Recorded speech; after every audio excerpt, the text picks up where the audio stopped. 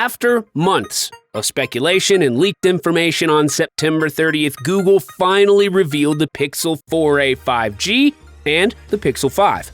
The reveal of these devices was actually a pretty brief section of the event, and they didn't really go into too much detail about either of the phones. However, after looking at the listings on their website, we have all the information we need, and we have to say, in the current market. Both of these models are very competitive smartphones. Google now have 3 primary smartphones to choose from. They've got the Pixel 4a, the Pixel 4a 5G, and the Pixel 5. We don't really think it would be accurate to call the Pixel 5 a traditional flagship phone, but we'll get into that later.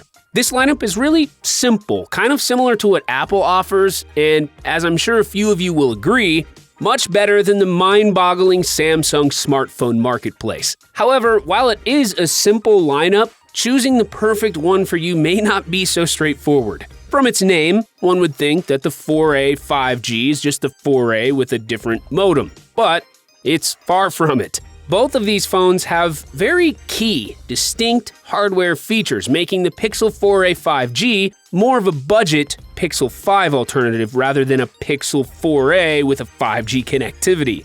So, what are the differences, and how do you pick the right one for you? Thankfully, Google has made this process super easy by adding a convenient chart on their website that you can use to compare these 3 smartphones, and here are the key takeaways. The Pixel 4a comes with a 5.8-inch Ultra HD OLED display that's maxed out at 60 Hz, a 3,180 mAh battery, a Qualcomm Snapdragon 730G processor with 6 GB of RAM, and a 3.5mm headphone jack, all at a very reasonable price of just $349. The Pixel 4a 5G comes with a 6.2-inch Ultra HD OLED display, surprisingly the largest in the lineup, a 3,885 mAh battery, a Qualcomm Snapdragon 765G processor with 6 GB of RAM, wide-angle lens, and a headphone jack, priced at $499.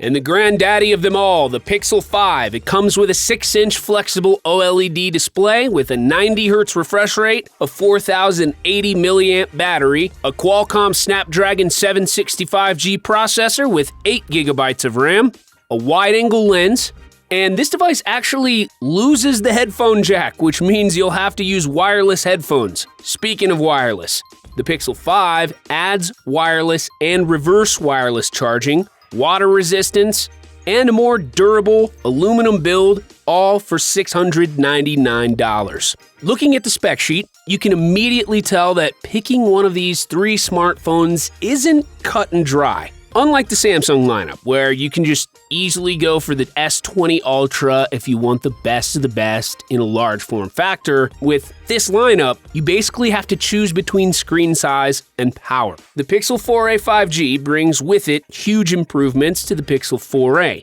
You get a better battery life, a more powerful chipset, a bigger display, and of course, the highly requested ultra-wide camera lens. We really like the fact that Google simply didn't add a new modem and try to charge people $150 more for it. They actually made solid improvements to the phone, and it's still such an incredible value at $499. Hey, if you're enjoying this video so far, make sure you hit that subscribe button and turn on post notifications, because each week we bring you new and exciting tech videos that you definitely won't want to miss. So, the phone that kind of disappoints the most is the Pixel 5. We feel like the Samsung FE is a much better deal for the same price because that phone features an 800 series Snapdragon processor and a 120 Hz refresh rate screen. What we can say is that those 2 phones are designed differently, targeting different kinds of people. The Pixel has always been the best in class in terms of camera, and with this generation, they've only pushed that bar further with portrait night shots, artificial intelligence portrait lighting, and 3 new sensors for stabilization when taking videos. If you'd love to see a thorough comparison between these 2 devices, let us know down in the comments section below. We would love to hear what you think. Will you be getting a new Pixel soon? And if you are, which of these 3 options will you be going with? Click one of the videos on the screen right now to watch more interesting and exciting tech videos and to show your support. please subscribe to the channel and press that notification bell to turn on post notifications. This has been Topical Tech. See you next time.